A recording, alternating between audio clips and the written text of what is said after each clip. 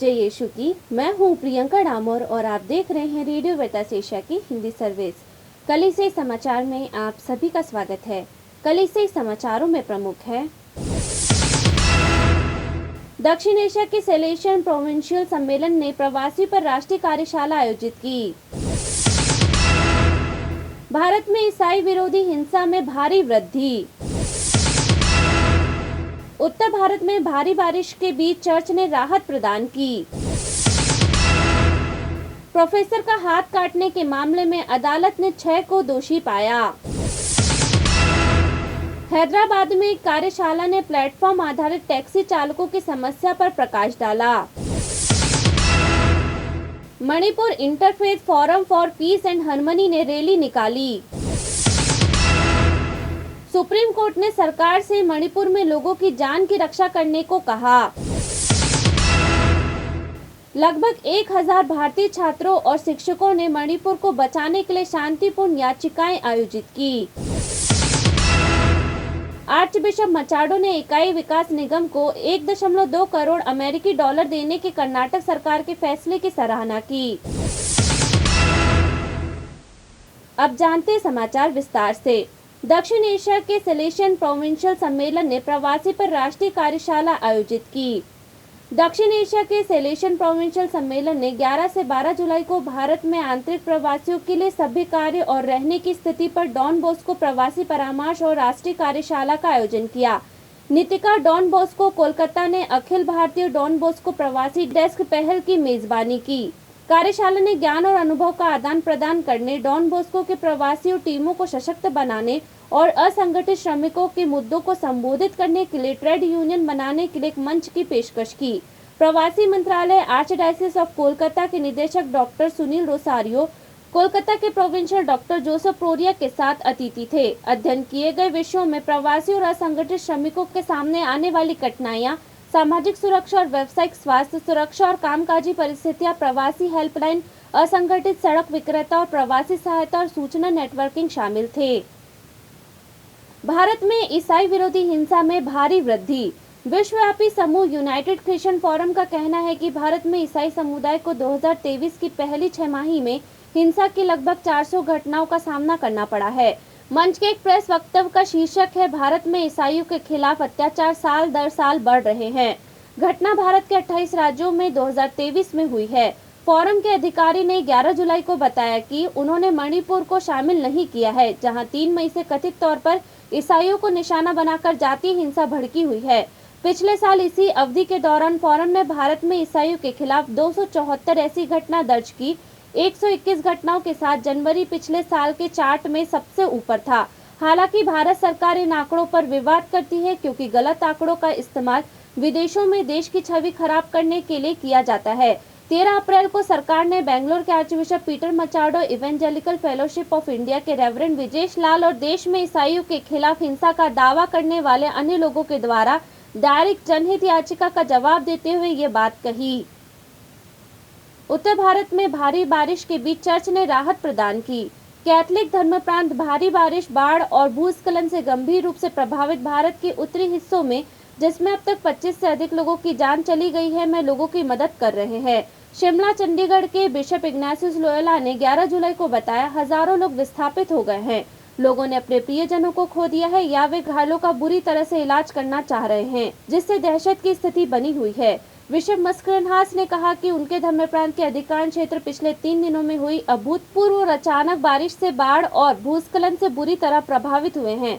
कथित तौर पर भारी बारिश और जल भराव के कारण सोलन और कुल्लू मनाली दोनों पहाड़ी शहरों में चर्च की संपत्तियों को नुकसान हुआ है।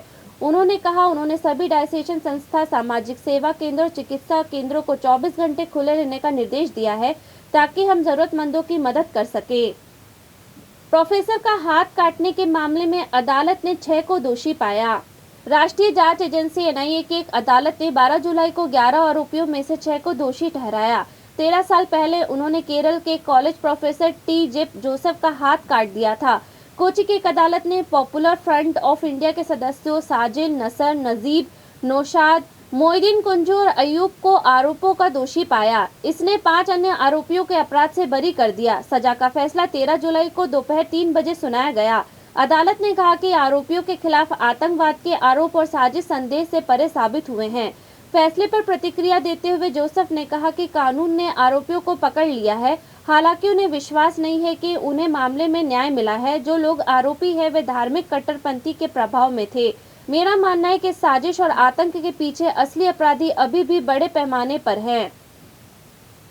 हैदराबाद में कार्यशाला ने प्लेटफॉर्म आधारित टैक्सी चालकों की समस्या पर प्रकाश डाला। हैदराबाद में कार्यशाला ने विभिन्न प्लेटफॉर्म में कार्यरत टैक्सी ड्राइवरों के अधिकारों और कल्याण पर जोर दिया है। 10 जुलाई को मोंटफोर्ट सोशल इंस्टीट्यूट में आयोजित और बेंगलोर स्थित national law school of India university के सहयोग से आयोजित कार्यशाला में इन ड्राइवरों के सामने आने वाली विभिन्न चुनौतियों पर चर्चा की गई। मोंटफोर्ट सोशल इंस्टीट्यूट के निदेशक भाई वर्गीस ने प्लेटफॉर्म वर्क को आधुनिक सभ्यता के लिए एक नई और जटिल घटना बताया। उन्होंने इस अभूतपूर्व स्थिति पर जोर दिया जहां कर्मचारी अपने नियोक्ताओं, उनकी आय के स्रोत और मुद्दों के मामले में किससे संपर्क करें, इसके बारे में अनिश्चित है। उन्होंने मंच के साथ साथ सरकार की ओर से भी मंच कार्यकर्ताओं के अधिकार की पहचान करने और उनके लिए लड़ने की आवश्यकता पर बल दिया। Manipur interfaith forum for piece and harmony ने रैली निकाली। मणिपुर के interfaith forum for piece and harmony ने चल रही हिंसा को समाप्त करने के दो युद्धग्रस्त जाति समूह के बीच बातचीत शुरू करने की अपील करते हुए रैली का आयोजन किया। इम्फाल के पैलेस परिसर में 11 जुलाई की रैली में विविध धार्मिक और आस्था, परंपरा, जाति और आध्यात्मिक समुदाय से संबंधित लगभग 500 लोगों ने भाग लिया, जहां 3 मई को मैते और कुकी समूह के बीच झड़पें शुरू हुई। केरल और तमिलनाडु के 5 संसद सदस्य भी अंतर धार्मिक पहल के साथ अपनी एकजुटता व्यक्त करने के लिए रैली में शामिल हुए। बाल विद्या मंदिर के परिसर में मीडिया को संबोधित करते हुए IFPH के संयोजक देबन ने कहा, रैली में भाग लेने वाले सभी उम्र और लिंग के लोग भारत के चिंतित नागरिक हैं, जिन्होंने विविध धार्मिक आस्था और आध्यात्मिक मानवता के मूल मूल्यों का भी प्रतिनिधित्व किया है। सुप्रीम कोर्ट ने सरकार से मणिपुर में लोगों की जान की रक्षा करने को कहा। सुप्रीम कोर्ट ने संघीय और मणिपुर राज्य सरकार को मणिपुर में लोगों की सुरक्षा करने का आदेश दिया है, जहां अधिकारी 2 महीने से अधिक समय से सांप्रदायिक हिंसा को समाप्त करने में विफल रहे हैं। हालांकि सुप्रीम कोर्ट के 11 जुलाई के आदेश ने मुख्य रूप से ईसाई कुकी आदिवासियों की सुरक्षा सुनिश्चित करने के लिए भारतीय सेना को तैनात करने की मांग को खारिज कर दिया, जो हिंदू बहुसंख्य के मैती समुदाय द्वारा की गई हिंसा के शिकार हैं। अदालत ने राज्य और संघीय सरकारों से मणिपुर के नागरिकों के जीवन की रक्षा करने के लिए व्यवस्था सुनिश्चित करने को कहा है। 3 मई से शुरू हुई हिंसा में अब तक 115 से ज्यादा लोगों की जान जा चुकी है। हिंसा के कारण लगभग 40,000 लोग विस्थापित भी हुए हैं, जो अब लगभग 300 राहत शिविरों में रहते हैं। लगभग 1000 भारतीय छात्रों शिक्षकों ने मणिपुर को बचाने के लिए शांतिपूर्ण याचिका आयोजित की। भारत के टी वाडीपट्टी में फुस्फो के मैट्रिकुलेशन हायर सेकेंडरी स्कूल के 792 छात्रों और 45 शिक्षकों और स्टाफ के सदस्यों ने 7 जुलाई को मणिपुर को बचाने के लिए एक विशेष प्रार्थना में भाग लिया। आंदोलन का उद्देश्य मणिपुर के लोगों का समर्थन करना और मणिपुर के दंगे और पीड़ितों को श्रद्धांजलि देना था। मणिपुर राज्य में लोग पिछले कुछ महीनों से हो रही सांप्रदायिक अशांति से पीड़ित है। इस प्रार्थना आंदोलन के माध्यम से छात्रों ने मणिपुर बचाओ के नारे के रूप में बैठकर अपनी भावनाओं को व्यक्त किया। केंद्र सरकार से दंगों को समाप्त करने और मणिपुर में शांति लाने के लिए तत्काल कार्रवाई करने का आग्रह किया। आर्चबिशप मचाडो ने ईसाई विकास निगम को 1.2 करोड़ अमेरिकी डॉलर देने के कर्नाटक सरकार के फैसले की सराहना की।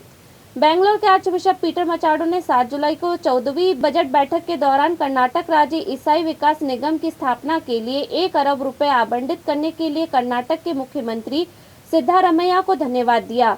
250 से नीचे वैश्विक रैंकिंग वाले विदेशी विश्वविद्यालयों में स्नातक और स्नातकोत्तर डिग्री हासिल करने के लिए अल्पसंख्यक छात्रों को 20 लाख रुपए का ब्याज मुफ्त ऋण दिया जाएगा।